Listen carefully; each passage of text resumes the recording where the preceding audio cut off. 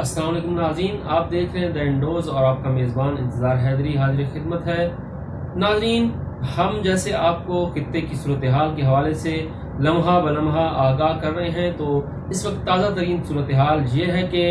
AFP کی طرف سے یہ رپورٹ کیا گیا ہے کہ افغانستان میں طالبان کا قبضہ مسلسل بڑھتا جا رہا ہے اور طالبان کابل کے بالکل نزدیک آ چکے ہیں اور غیر محسوس انداز میں انہوں نے کابل کے بہت سے علاقوں میں اپنا تسلط قائم کر لیا ہے اور وہ آہستہ آہستہ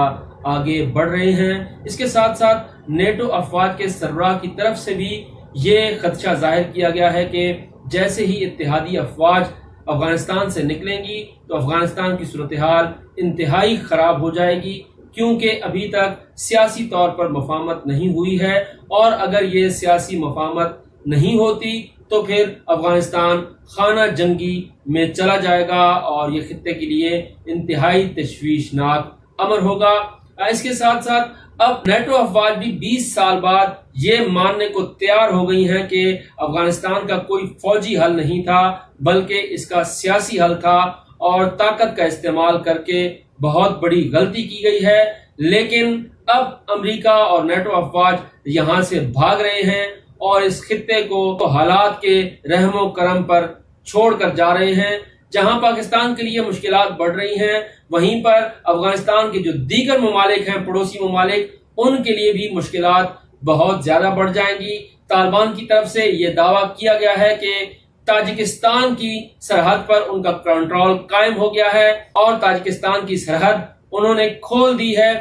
اس سے اندازہ لگایا جا سکتا ہے کہ صورتحال انتہائی گمبھیر ہو چکی ہے اور معاملات خانہ جنگی کی طرف بڑھ رہے ہیں، کیونکہ بین الافغان مصالحت ابھی تک شروع نہیں ہو سکی اور افغان طالبان کے درمیان اور افغان حکومت کے درمیان جو خلیج تھی وہ کم ہونے کے بجائے آہستہ آہستہ بڑھ رہی ہے۔ اشرف غنی اور عبداللہ کا دورہ امریکہ بھی اتنا کامیاب نہیں رہا، کیونکہ ابھی تک اشرف غنی یا عبداللہ کی طرف سے کوئی واضح سٹیٹمنٹ نہیں آیا کہ ان کے دورہ امریکہ کے دوران انہیں کیا کامیابی حاصل ہوئی ہے، اور امریکہ سمیت جو بین الاقوامی طاقتیں ہیں وہ طالبان کو مزید مذاکرات پر مجبور نہیں کر سکے۔ طالبان کی طرف سے مسلسل یہ کہا جا رہا ہے کہ ان کی امارت اسلامی بحال ہونے تک اب وہ مذاکرات نہیں کریں گے، اس لیے صورتحال بہت زیادہ گمبھیر ہے۔ اسی تناظر میں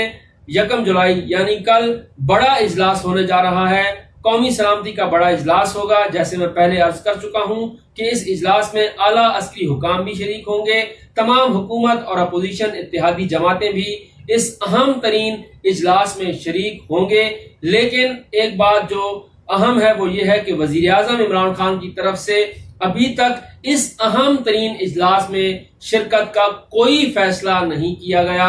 اور اگر وزیر اعظم عمران خان اس اہم ترین قومی سلامتی کے اجلاس میں شریک نہیں ہوتے تو پھر اپوزیشن کے سخت رد عمل اور شدید تنقید کا نشانہ انہیں ضرور بنایا جائے گا، کیونکہ سانحہ APS کے بعد بہت سے اختلافات کے باوجود میاں نواز شریف نے وزیر اعظم عمران خان، جو کہ اس وقت چیئرمین تحریک انصاف تھے، انہیں مدعو کیا تھا اور اس آل پارٹیز کانفرنس میں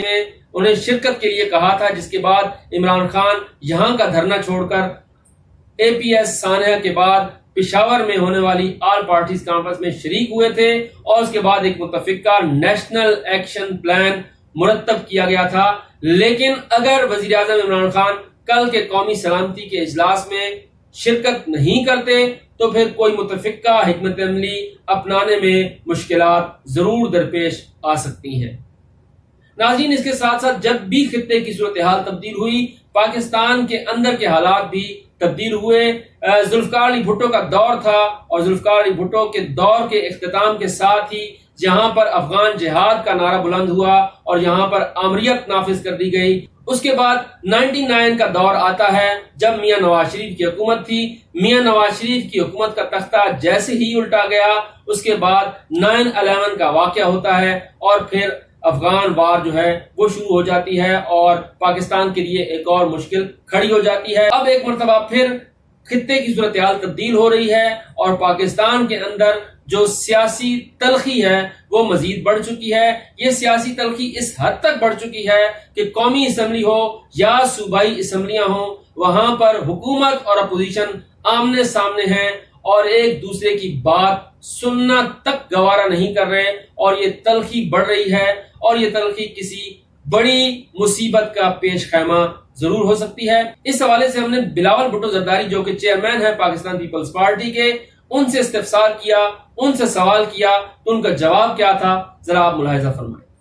جب بھی افغانستان میں اس طرح کی صورتحال ہوئی، پاکستان میں جمہوری حکومت کا تختہ الٹا گیا، ذوالفقار بھٹو کی پھانسی کے بعد ضیاء الیت آئی، جب یہ ساری صورتحال ہوئی، اس کے بعد پھر 99 میں جو کچھ ہوا اور پھر کو ہوا، مشرف کا دور آیا، پھر یہ صورتحال بنی ایک مرتبہ. پھر ہم اس بالکل جس طرح سے انہوں نے کہا کہ ہم آگ کے دانے پہ کھڑے ہیں، اب موجودہ صورتحال میں پاکستان پیپلز پارٹی اس سارے سینیریو کو کیسے دیکھتی ہے؟ آپ قومی سلامتی کمیٹی کے اجلاس میں جا رہے ہیں، کس طرح سے جو ہے حکومت نے جس طرح سے وزیر اعظم بار بار یہ کہہ رہے ہیں ہم اپنے اڈے نہیں دیں گے، کیا صرف اڈے نہ دینے کا اعلان کر کے ہم اپنے آپ کو اس آگ سے بچا سکتے ہیں؟ ہم سمجھتے ہیں کہ پاکستان کو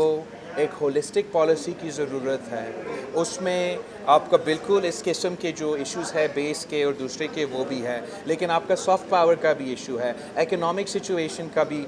کمپوننٹ ہے. نیشنل ایکشن پلان تو ڈومنٹ پڑا ہوا ہے، وہ تو بہت امپورٹنٹ تھا دہشت گردی کا اور انتہا پسندی کا مقابلہ کرنا. اور ایک اور چیز جو میں نوٹ کرتا ہوں بڑا افسوس کے ساتھ، کہ جو ہمارا افغانستان کے کاؤنٹر پارٹس ہیں،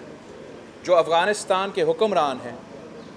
ان میں اور ہمارا فارن آفس کے نمائندے، ہمارا جو وزیر خارجہ ہے یا مختلف لوگ ہیں، ہمیں ایک دوسرے کے خلاف بیان بازی کر رہے ہیں، جس کا نہ پاکستان کا فائدہ نہ افغانستان کا فائدہ. ہمیں اپنے عوام کو اپنا دھرتی کو تحفظ کرنے کے لیے اپنا انا کو بھولنا چاہیے، اپنا پسند اور ناپسند کو بولنا چاہیے، اور بڑا ٹھنڈا دل کے ساتھ اور پورا سوبرنس کے ساتھ اس ایشو کے ساتھ انگیج کرنا چاہیے. ہم سمجھتے ہیں کہ جو ڈپلومیٹک فرنٹ ہے وہ بالکل ہم نے سالوں کے لیے جو ہے وہ خالی چھوڑا ہے ہمارا مخالفوں کے لیے. جس طریقے سے پاکستان اس ایشو کو بیرون ملک ہم جو ایکسپیرینس رکھتے ہیں، ہمارے جسم پہ ہمارے ملک کے، ہم خود اس پورا سلسلے کے وکٹمز رہے ہیں، اور ہم سب سے زیادہ افیکٹولی اس کے لیے کیمپین کر سکتے ہیں، ڈپلومیٹک سپیس بنا سکتے ہیں. لیکن انفارچونیٹلی خان صاحب سمجھتا ہے کہ امریکہ کے سفر پہ اگر وہ 1000 صرف $1000 خرچ کرے گا تو وہ اس کا کامیابی ہوگا. کامیابی تب ہوتا ہے جب آپ اپنے عوام کے مسائل کا حل لے کر آتے ہو. جیسے پاکستان پیپلز پارٹی نے فرینڈز آف ڈیموکریٹک پاکستان کا ادارہ بنایا تھا، جیسے پاکستان پیپلز پارٹی نے ایک پورا پالیسی کے ساتھ، ہمارا 3 Ds کا پالیسیز تھا، ڈائیلاگ، ڈیٹرنس اور ڈیولپمنٹ کا پالیسی کے ساتھ ہم میدان میں اترے اور اس پہ عمل کرنے کی کوشش کی. ہم سمجھتے ہیں کہ اس حکومت کو کل ایک دن ایک بیان آتا ہے، دوسرے دن دوسرے بیان آتا ہے، کوئی ان کے بات پہ بھروسہ نہیں رکھ سکتا. اور جس طریقے سے ہمارا وزیر اعظم کا بےعزتی ہو رہا ہے پوری دنیا میں، کہ وزیر اعظم کا آج تک کوئی رابطہ تک نہیں ہوا صدر بائیڈن کے ساتھ، اور امریکہ افغانستان سے نکل رہا ہے، ریٹریٹ کر رہا ہے، اپنا فورسز نکال رہے ہیں. پاکستان کا بڑا اہم کردار ہے، پاکستان کے بغیر یہ تو ہو ہی نہیں سکتا، اسٹیبل ریجن بن ہی نہیں سکتا. اور آپ کا وزیر اعظم کو اتنا لیجٹمیسی ہی نہیں ہے،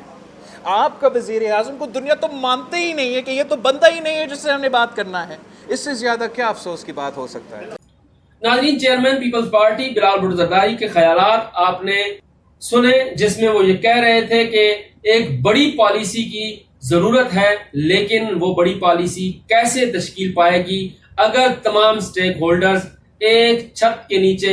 ایک میز پر نہیں بیٹھتے. کل کیا ہوگا، اس حوالے سے جو بھی اپڈیٹس ہوں گی ہم آپ کو آگاہ کریں گے. اپنا فیڈ بیک ضرور دیتے رہیے. اگر آپ نے میرا چینل ابھی تک سبسکرائب نہیں کیا تو اسے سبسکرائب کیجئے، اپنی رائے کا اظہار کیجئے اور مجھے شکریہ کا موقع فراہم کیجئے.